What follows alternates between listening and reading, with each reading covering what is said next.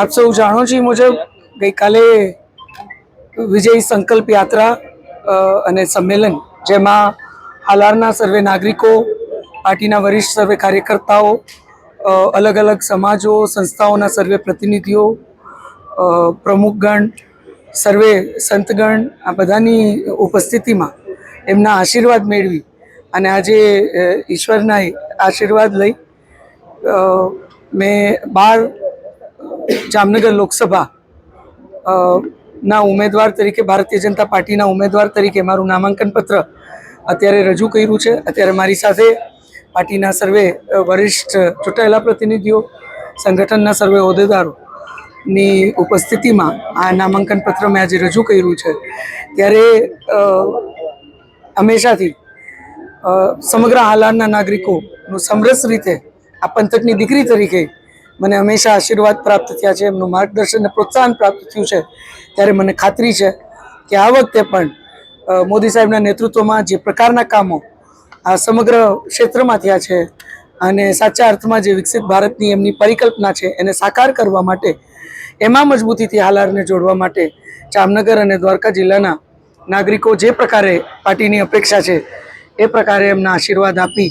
અને ચોક્કસ આ સમગ્ર સંસદીય ક્ષેત્રની નોંધ દિલ્હી સુધી મજબૂતીથી કરાવશે. ત્યારે આપ સૌના આશીર્વાદની અભ્યર્થના સાથે હું આપ સૌને હૃદયપૂર્વકના ખૂબ ખૂબ વંદન કરું છું. લોકોમાં ખૂબ નાગરિકોમાં ઉત્સાહ છે અને પાર્ટીના કાર્યકર્તા તરીકે, ચૂંટાયેલા પ્રતિનિધિ તરીકે એક વાત ગર્વથી કહી શકીએ કે મોદી સાહેબના નેતૃત્વમાં એક સકારાત્મક વાત લઈ, કરેલા કામોની યાદી અને સૂચિ લઈ અમે લોકો વચ્ચે જઈએ છીએ. અને પહેલી વખત મોદી સાહેબના પોતાના શબ્દોમાં કહીએ તો 2014માં એક આશા હતી કે આમાં કંઈક કરી શકશું, કંઈક બદલાવ લઈ આવી શકશું. 19માં એ આશા વિશ્વાસમાં પરિવર્તિત થઈ કે આ બદલાવ લોકોએ જોયો અને એ પ્રકારનું પરિણામ પણ આપણે જોયું. અને આ વખતે 2024માં આ વખતે મોદી સાહેબ ગેરંટી આપે છે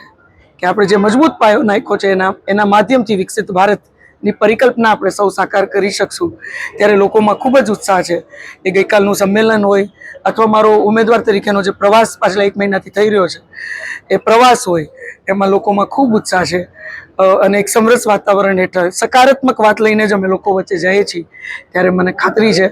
કે ભૂતકાળમાં પણ જે રીતે નાગરિકોના આશીર્વાદ મળ્યા છે, એમનો સહકાર મળ્યો છે, એમનો વિશ્વાસ મળ્યો છે, કે ફરીથી એક વખત મોદી સાહેબના નેતૃત્વમાં મજબૂતીથી એમની આ વિકસિત ભારતની પરિકલ્પનામાં સમગ્ર હાલાર એટલે જામનગર લોકસભા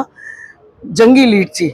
બધા જ આખો પરિવાર સમરસ રીતે પોતાની નોંધ કરાવી અને જોડાશે એ વાતની મને ખાતરી છે. ગઈકાલે જે ગાંધીનગર જી આખું વાતાવરણ જે ગઈકાલે હતું